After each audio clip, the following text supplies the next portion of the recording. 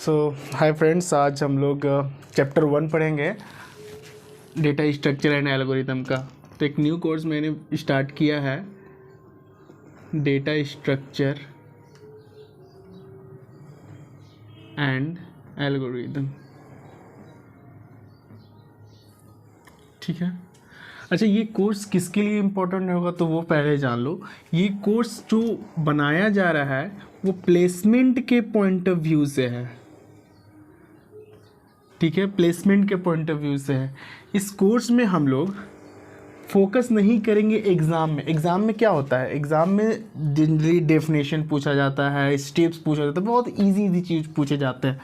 लेकिन हम लोग जो लर्निंग करेंगे डेटा स्ट्रक्चर का, वो मेनली फोकस होगा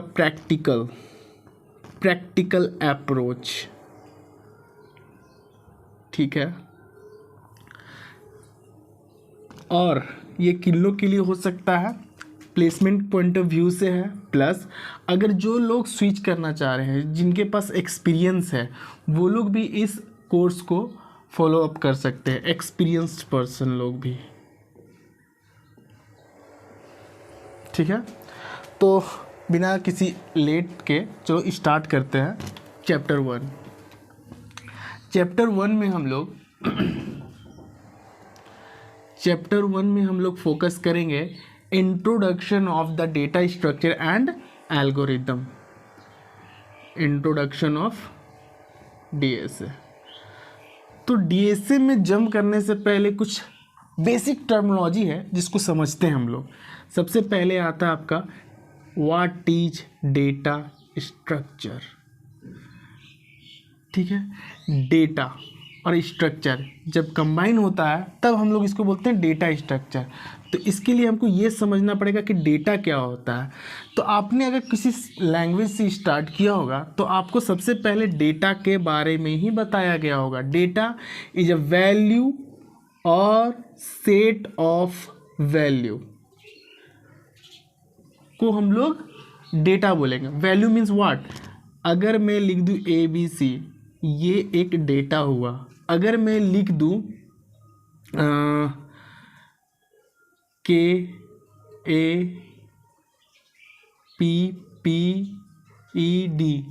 तो ये भी एक डेटा है।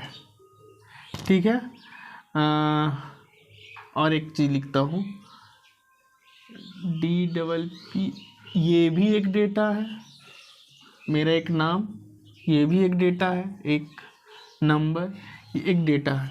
ये सब कुछ डेटा बनते जा रहा है। एक हम अगर C लिख रहे हैं तो भी एक डेटा ही है। ओके, तो समझ में आ गया कि डेटा किसे बोलते हैं। ठीक है, अब हम अगर कैटेगराइज करें कि डेटा कितने टाइप के हो सकते हैं, तो डेटा तो बहुत तरह के हो सकते हैं। तो उसमें एक डेफिनेशन आ जाएगा कि डेटा टाइप। डेटा टाइप क्या होता है? अरे भाई, डेटा टाइप मतलब कुछ वैल्यू तुमने रखा ना, ये वैल्यू मान के चलो लिया। एक बार ये तुमने ये वैल्यू लिया। ठीक है, एक बार तुमने ये वैल्यू लिया, कल चलो कोई किसी फॉर्म में आया कि भाई कोई ट्रू और फॉल्स में बताओ, इस टाइप का हो गया। या फिर तुम बोलोगे ये एक वैल्यू हो गया। ठीक है, तो ये एक वैल्यूज़ है ना, इस सबको हम डेटा बोल रहे थे। तो ये देखो किस टाइप का हो सकता है। ये देखो कि अगर हाँ, मैंने C भी लिया था। ठीक है, इसको भी देखो। तो अगर ये सिंगल है ना, इसको हम लोग कैर बोलते हैं। ये इसका जो डेटा टाइप है, ये कैर डेटा टाइप का वैल्यू है। ठीक है, इस जो वैल्यू है ये किस टाइप का डेटा टाइप है? तो ये तुम स्ट्रिंग बोल सकते हो, इसे इंट बोल सकते हो, इसे बुलियन बोल सकते हो। ठीक है ना, और ये जो है फ्लोट बोल सकते हो। मतलब कि ये वैल्यू है, ये वैल्यू है ना, इसे स्टोर करने के लिए तुम क्या बनाते हो? वेरिएबल बनाते हो। स्टोर करने के लिए वेरिएबल बनाते हो ना। तो ये वेरिएबल कितने टाइप के हो सकते, उसी को तो हम लोग डेटा टाइप बोलते हैं। और ये डेटा टाइप कितने क्या टाइप के हो गए? कैर टाइप का हो गया, स्ट्रिंग हो गया, इंट हो गया, बुलियन हो गया, फ्लोट हो गया। ओके, तो अभी तक हम लोग फिर से समझ लो कि क्या क्या अभी मैंने बताया डेफिनेशन। डेटा स्ट्रक्चर से पहले डेटा के बारे में बताया, उसके बाद डेटा टाइप के बारे में बताया। ठीक है ना, ये कुछ टर्मिनोलॉजी मैंने बताया। अब समझो डेटाबेस। ठीक है, अब डेटाबेस समझो। डेटाबेस बोल रहा है ना कि डेटा और बेस, यानी कि डेटा को एक ऐसे प्लेस पे रखो स्ट्रक्चर तरीके से, ताकि उसको आसानी से रिट्रीव किया जा सके, उसे एसेस किया जा सके। थोड़ा कॉम्प्लिकेटेड लगा होगा ये समझने में। यानी हम बोलना चाह रहे हैं कि एक स्ट्रक्चर्ड डेटा जो है ना, उसके कलेक्शन को इस तरह से ऑर्गेनाइज करो कि उसको यूज कर सके। अब मान के चलो एक बॉक्स है, ठीक है, इस बॉक्स में तुम रेड, येलो और ये रेड बॉल है, ये तुम्हारा येलो बॉल है, ये तुम्हारा पिंक बॉल है, इसको तुम, और ये ऑरेंज बॉल है, ठीक है, मान के चलो ये 4 बॉल तुमने इसमें इस बॉक्स में रख दिया, बॉक्स 1 में, ठीक है। और एक बॉक्स और बनाओ जिसमें कि तुम जब बॉल रखोगे तो बॉल को स्पेसिफिकली स्पेस पे रखो। ये बॉक्स को 4 भागों में तुम डिवाइड कर दो, और एक बॉक्स में बोलो कि इस बॉक्स में सिर्फ रेड बॉल रखेंगे, येलो बॉल रखेंगे, पिंक बॉल रखेंगे और ऑरेंज बॉल रखेंगे। अब ये 2 बॉक्स हो गया। अगर हम बोले कि इस बॉक्स में से ऑरेंज बॉल निकालो, तो तुम क्या हो सकता है कि जब तुम अपना हाथ डालोगे तो हो सकता है कि तुमको एक बार में ऑरेंज बॉल ना मिले, तुम रेड निकाल लो, गलती से तुम येलो निकाल लो, कितना मुश्किल होगा। लेकिन अगर तुमको इस बॉक्स में जो अरेंज किया गया है, जिसमें पहले ही बताया गया है कि तुमको ऑरेंज बॉल कहाँ मिलेगा, येलो बॉल कहाँ मिलेगा, तो तुम उसको फटाक से नहीं निकाल लोगे? यस, तुम निकाल लोगे। तो इसी को बोलते हैं स्ट्रक्चर्ड। यानी कि अगर तुम अपने डेटा को स्ट्रक्चर्ड तरीके से किसी प्लेस पे रखो, प्लेस कहाँ, कंप्यूटर में हम लोग कहाँ रखते हैं, मेमोरी में ही रखते हैं ना, मेमोरी में रखते हैं। तो अगर इस प्लेस पे तुम अगर अपना जो डेटा है उसको इस तरह से ऑर्गेनाइज करके रखोगे तो बहुत अच्छे हो जाते, बहुत अच्छा, मतलब इफिशिएंटली तुम उसको एक्सेस कर पाओगे।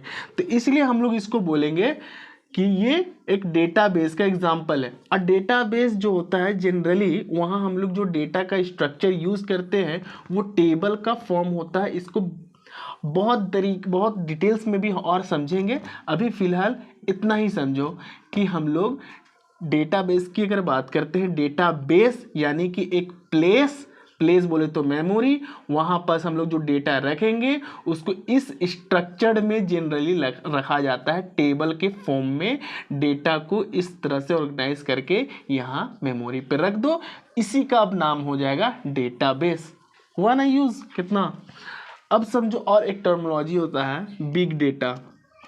बिग डेटा, अब यही डेटाबेस में जो तुम रख रहे हो डेटा, वो बहुत बड़ी मात्रा में, इतनी बड़ी मात्रा में डेटा तुम रखो, नाम से ही पता चल रहा है बिग डेटा, ठीक है। इसमें हम डीप में नहीं जा रहे हैं, डीप क्या हम उसको थोड़ा सा भी नहीं ले पा रहे, क्योंकि ये बिग डेटा अगर मैं समझाने जाऊँ तो बहुत अलग ही कॉन्सेप्ट है, ठीक है। बहुत समय लग जाएगा इसको, अलग एक अलग ही कोर्स ही है ये, ठीक है। थोड़ा सा टर्मिनोलॉजी हम बस फेमिलियर करवा दे रहे हैं। एक टर्मिनोलॉजी है डेटा वेयर हाउस, ठीक है। अच्छा, डेटा वेयर हाउस, देखो नाम से ही लग रहा है ना कि एक वेयर हाउस होगा जहाँ पास डेटा रखा जाता होगा। वेयर हाउस तुम लोग जनरली सुने होंगे, फ्लिपकार्ट का अपना वेयर हाउस होता है, ठीक है। अमेज़ॉन का अपना वेयर हाउस होता है, जिसमें कि क्या होता है कि एक वेयर हाउस बना दिया जाता है, अमेज़ॉन लोग बनाता है, और जहाँ आसपास से ऑर्डर आता है सबसे पहले सारा ऑर्डर का जो सामान है एक प्लेस पे लाया जाता है। यहाँ पास पैकिंग होगा, लेवलिंग होगा, ऑर्डर प्लेस ऑर्डर, उसमें सब कुछ फाइनलाइज होगा। उसके बाद अब यहाँ से निकलेगा सारे अदर स्टेट्स के लिए, अदर प्लेस के लिए। तो ये हुआ वेयर हाउस का काम, ठीक है। यानी कि यहाँ पर सारे के सारे तुम्हारे ऑब्जेक्ट रखेंगे, तुम्हारे पार्सल यहाँ रखेंगे। सिमिलरली अगर मैं यहाँ पर डेटा स्ट्रक्चर के बारे में, डेटा वेयरहाउस के बारे में बोल रहा हूँ, तो यहाँ से यहाँ भी एक प्लेस होगा जहाँ डिफरेंट फॉर्म में डेटा आएंगे। बहुत तरीके से फॉर्म में आ सकते हैं, कभी कभी स्ट्रक्चर्ड फॉर्म में आएगा, कभी अनस्ट्रक्चर्ड फॉर्म में डेटा आ सकता है।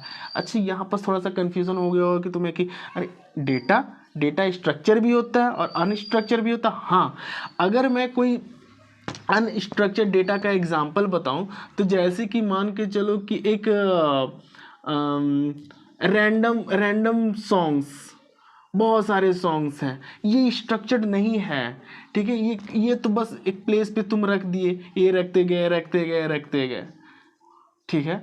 लेकिन अगर हम एक स्ट्रक्चर एग्जांपल का एग्जांपल दें तो ये एक हुआ डेटाबेस, ये एक स्ट्रक्चर्ड ही तो है, ये स्ट्रक्चर्ड फॉर्म में ही तो रखे हैं। तो इस तरह एक एग्जांपल हुआ। डेटा वेयर हाउस में क्या होता है कि बहुत डिफरेंट टाइप के डेटा आएंगे, यहाँ रखा जाएगा।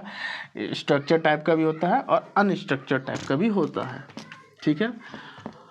और एक टर्मिनोलॉजी है जो कि यहाँ सबसे ज़्यादा यूज़ किया जाता है, that is ADT, abstract data type.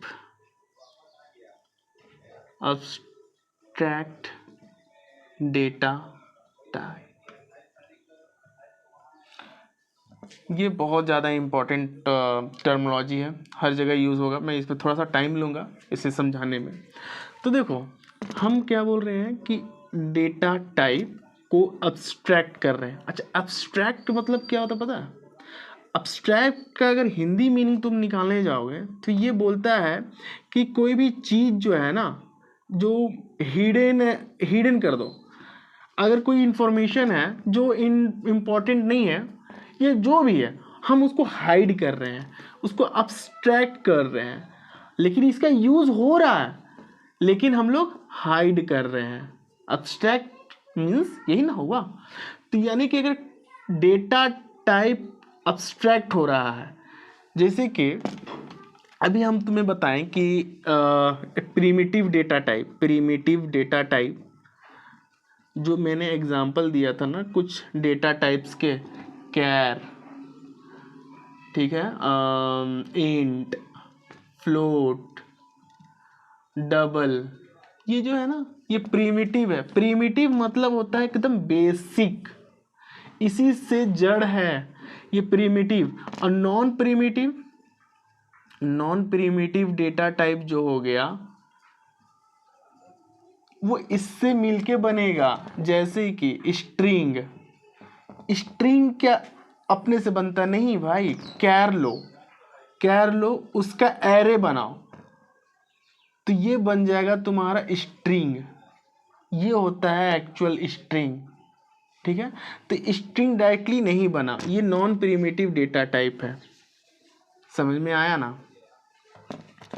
तो हम क्या बोल रहे हैं कि तुम एक ऐसा डेटा बनाओ, ऐसा एक डेटा टाइप बनाओ, डेटा नहीं, डेटा टाइप बनाओ।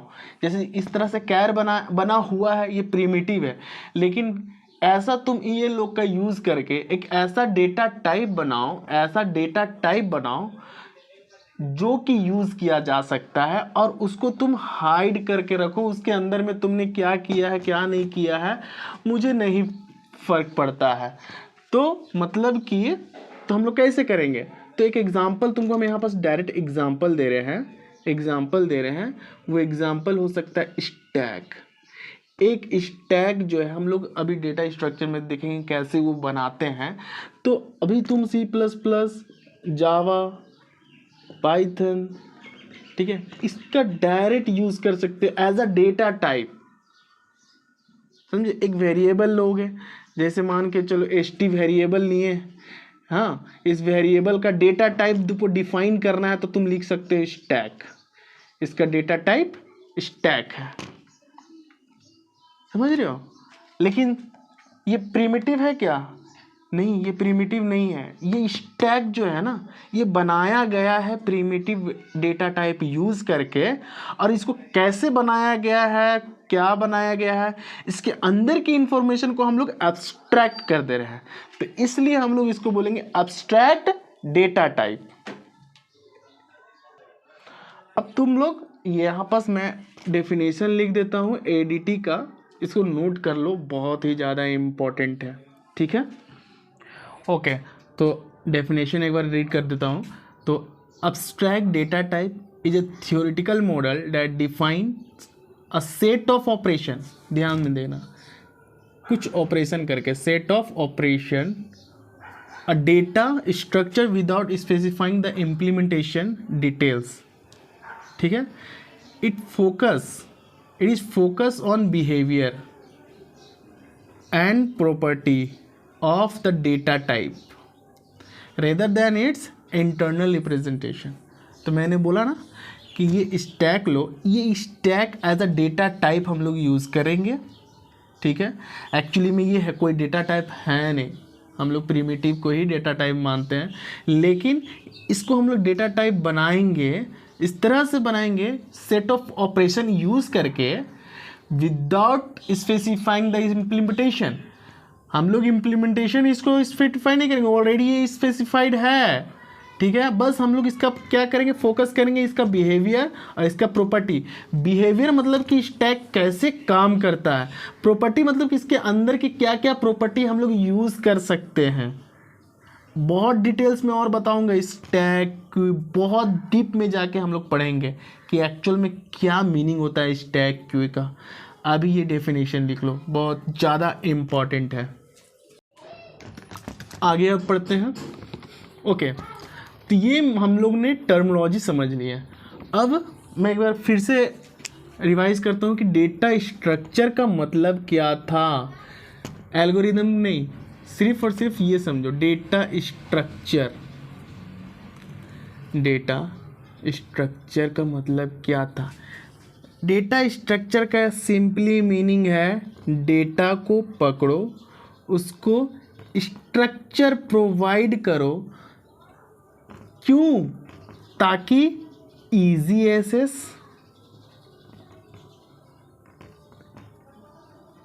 इजी मैनेजमेंट,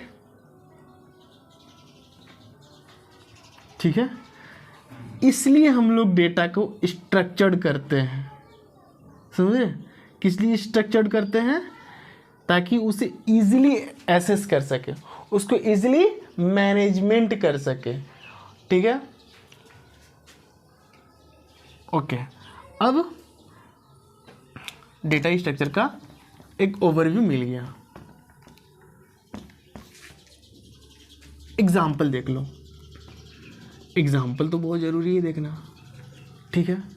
एग्जाम्पल ये देखो कि हम लोग एक प्रिमिटिव डेटा टाइप यूज़ करते थे इंट, जिसमें कि एक वेरिएबल मान के चलो इसका नाम रख लेते थे हम लोग एम्प्लॉय नंबर, ठीक है, या फिर एम्प्लॉय आईडी। ये इंट टाइप का है, ये एक वेरिएबल किस टाइप का है? इंट टाइप का। अगर मैं इसमें एक आईडी रखने जाऊं तो मान के चलो कि 1 2 3 एक एम्प्लॉय का आईडी रख लिया। तो क्या अगर हम सोचो कि मेरे पास तो एक कंपनी थी, कंपनी में 4-5 एम्प्लॉय थे, कंपनी में 5 एम्प्लॉय थे, तो भाई बताओ ना कि अगर एम्प्लॉय आईडी मुझे रखने हैं सारे 5 एम्प्लॉय का, तो कैसे रखूं मैं? नहीं रख पाओगे। तब यहाँ आता है एक डेटा स्ट्रक्चर्ड का कॉन्सेप्ट। क्या करोगे इसमें? इसमें ये करो तुम कि एक ये वेरिएबल लिया नेम, जिसमें कि तुम इंट डेटा टाइप ही रख रहे हो, इंट डेटा टाइप है, लेकिन अब क्या करो ना कि तुम एक ऐसा वेरिएबल नेम सेम ही रखेंगे हम लोग एम्प्लॉय आईडी, लेकिन जो कैपेसिटी है वो 5 एम्प्लॉय का रखने की कैपेसिटी होनी चाहिए। और ये एक स्ट्रक्चर हमने बना दिया, एक सीक्वेंस बना दिया। मेमोरी में इसे एलोकेट करेंगे हम लोग, मेमोरी में एलोकेट करेंगे, ये एक स्पेस लेंगे, इसमें हम लोग 5 के एम्प्लॉय के रखेंगे नाम, और इसका भी 5 का नाम हम लोग रखेंगे एम्प्लॉय आईडी। इसके 5 का नाम एम्प्लॉय आईडी ही रहेगा, ठीक है। और इसका जो डेटा टाइप है 5 का, वो इंट ही टाइप रहेगा। फर्क ये है कि इस पहले ये एक एम्प्लॉय का डेटा रख रहा था, अब ये 5 एम्प्लॉय का डेटा रखेगा, 1 2 3 4 5। अब इसको आपने कहीं ना कहीं सुना होगा, इसी का तो नाम है एरे। एरे का कॉन्सेप्ट, एरे एक डेटा स्ट्रक्चर का एग्जाम्पल है कि नहीं? यस, एरे एक डेटा स्ट्रक्चर का एग्जाम्पल है। ओके नाउ अब समझो कि जब तुम डेटा स्ट्रक्चर का थोड़ा थोड़ा सा मीनिंग समझ पा रहे हो तो अब एक मीनिंग और समझो, दैट इज एल्गोरिदम। एल्गोरिदम क्या है? अगर मैं एक लाइन में बोलूँ ना एल्गोरिदम, मैं डेफिनेशन पे नहीं जा रहा हूँ, तुम डेफिनेशन कहीं से भी निकालना, चैट जीपीटी में जाना, वहाँ लिखना algorithm, what is the definition of algorithm, मिल जाएगा। कॉन्सेप्ट को समझना बहुत ज़्यादा ज़रूरी है, कॉन्सेप्ट पे फोकस करना है हम लोग को। एल्गोरिदम क्या बोलता है कि हमने कुछ चीज़ का भी प्रोसेस को बोलते हैं एल्गोरिदम, प्रोसेस ही को बोलते हैं एल्गोरिदम।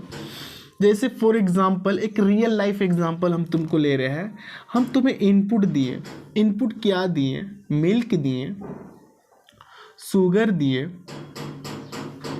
और टी दिए, टी लीफ। अब तुम्हें क्या करना है, आउटपुट में टी लीफ, आउटपुट में तुम्हें क्या करना है, टी बनाना है। तो क्या मैं तुम्हें इनपुट दूंगा ये टी बन जाएगा? नहीं, कभी नहीं बनने वाला। इसके लिए तुम्हें एक प्रोसेस से जाना होगा, प्रोसेस। इस प्रोसेस को तुम अच्छे से ढंग से लिखोगे तो इसी को हम लोग बोलते हैं एल्गोरिदम, नथिंग।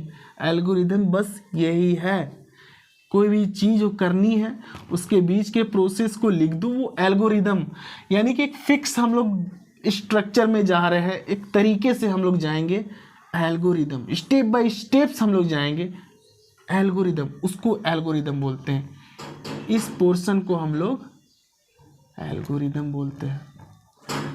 ठीक है, अगर मैं एक एग्जांपल लूँ जो कंप्यूटर के फॉर्म में हुई तो रियल लाइफ हुआ,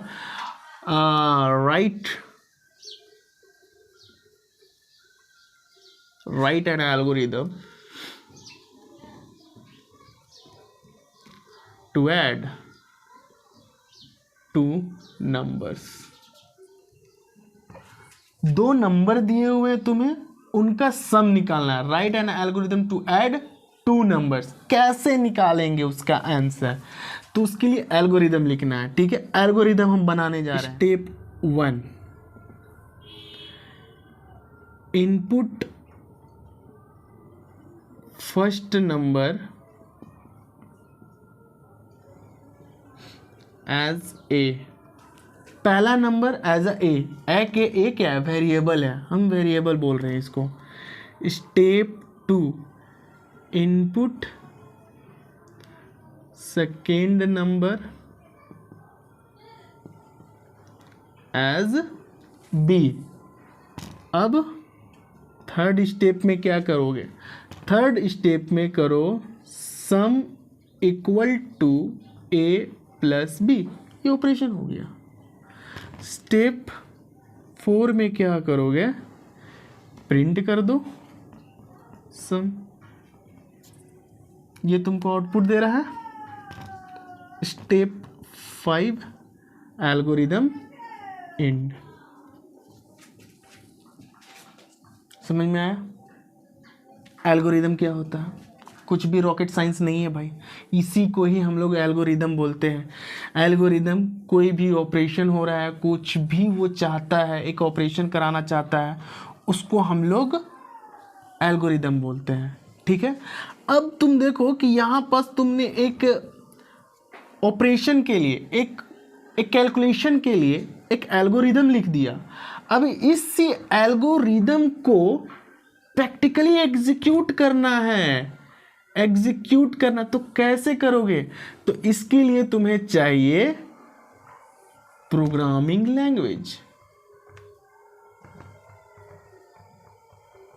ये तो मैं समझ गया, अब तुम्हें इसको कंप्यूटर को समझाना है, यही चीज तुम्हें कंप्यूटर को समझाना है, तो इसी को तो प्रोग्रामिंग लैंग्वेज बोलते हैं। अगर मैं C++ में लिखूं कोड, तो सबसे पहले क्या करोगे, इंट मेन,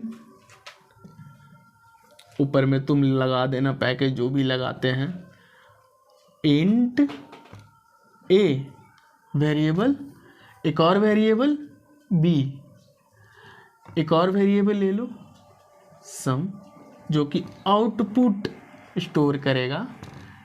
अब इसमें ए और बी में इनपुट ले लो, कैसे लेंगे, cin a b sum equal to A plus b cout some.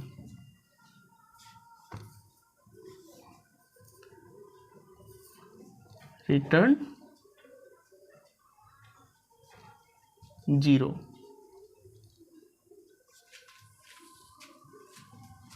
Clear? Okay. तो हम लोग ने एल्गोरिदम का डेफिनेशन समझा, एल्गोरिदम का मीनिंग समझा, एक एल्गोरिदम का एग्जांपल दिए, 2 नंबर ऐड करने के लिए उसके लिए एल्गोरिदम लिखें, और इसी को हम लोग ने प्रोग्रामिंग लैंग्वेज में भी कन्वर्ट कर लिया। तो ये बन गया एक प्रोग्राम भी बन गया। ओके, सो नाउ हम लोग अब मूव ऑन करते हैं, आगे की ओर बढ़ते हैं। तो अगर एल्गोरिदम ये है, एल्गोरिदम ये है, अच्छा मैं एल्गोरिदम अभी पूरी तरह से नहीं पढ़ा रहा, मैं बस ओवरव्यू दे रहा हूँ एल्गोरिदम के बारे में।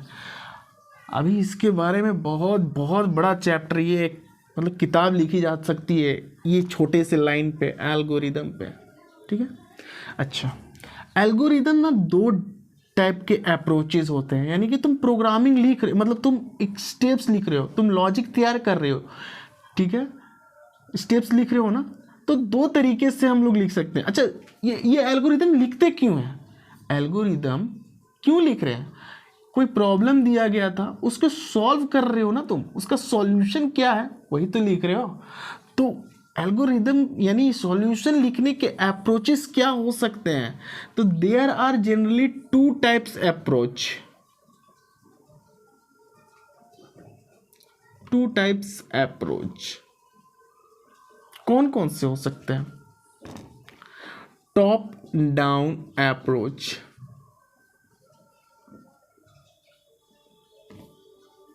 Bottom up approach. I am not accepting तुम्हें ये मैं बताऊं, एक्सप्लेन करूं और तुम्हें अभी समझ में आ जाए कि टॉप डाउन अप्रोच क्या होता है, बॉटम अप्रोच क्या होता है।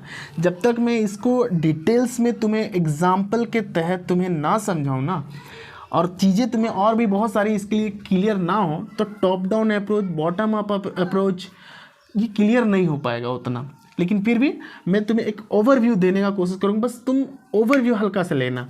ये क्या बोल रहे हैं, टॉप डाउन अप्रोच।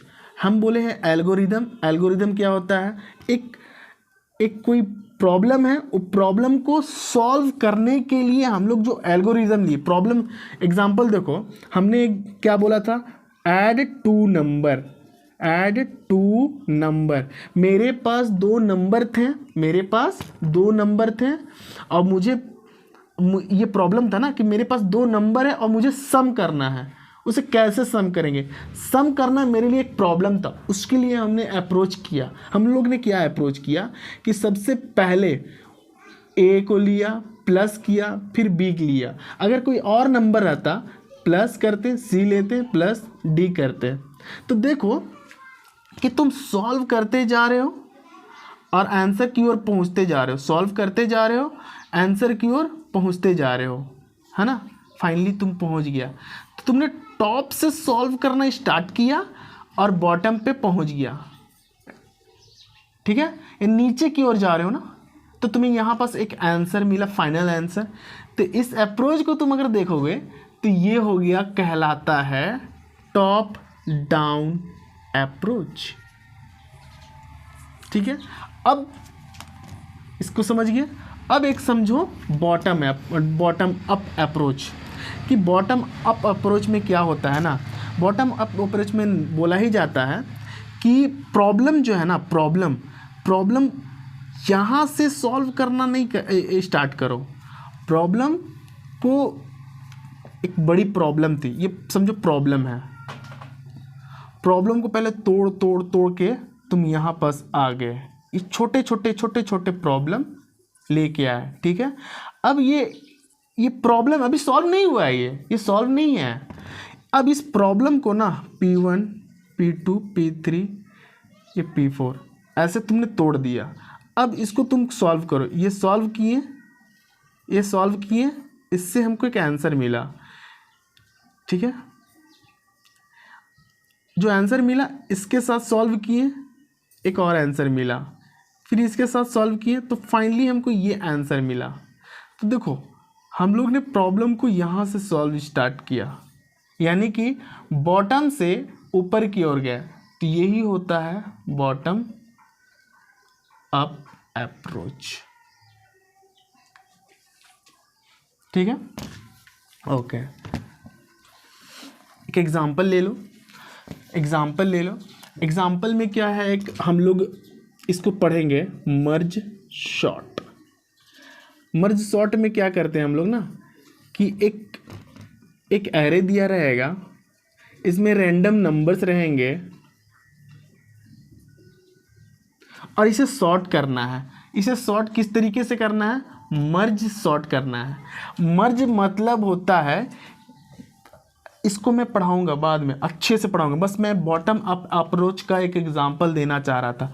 इसको हम लोग क्या करते हैं ना, कि हम लोग ना तोड़ते रहते हैं, इसको तोड़ कर नीचे लाते हैं, उसके बाद ना मर्ज करते हैं, मर्ज करके सॉल्व करने का कोशिश करते हैं, और एट द एंड जब सॉल्व हो जाता है तो ये सॉर्ट हो जाता है। यहाँ पास देखो ये आएगा, यहाँ पास हमको फाइनल आंसर मिलेगा, ये सॉल्व हो जाएगा 1 2 4 5 6 7।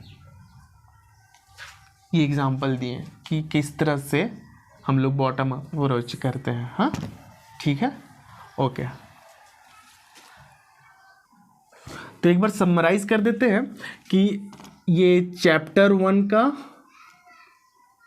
पार्ट 1 है, पार्ट 1 था, जिसमें कि हम लोग ने क्या पढ़ा, डेटा स्ट्रक्चर क्या होता है, टर्मिनोलॉजी पढ़ी,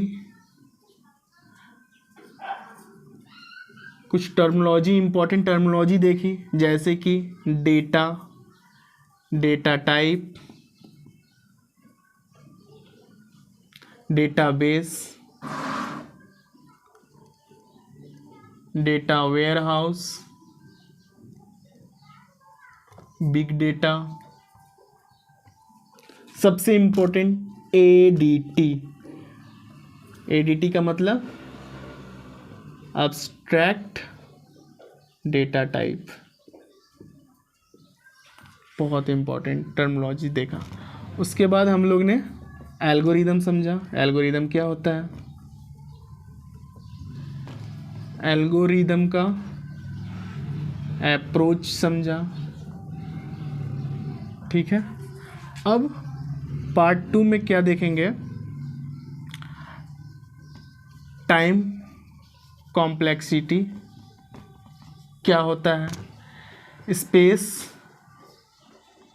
कॉम्प्लेक्सिटी क्या होता है, ठीक है।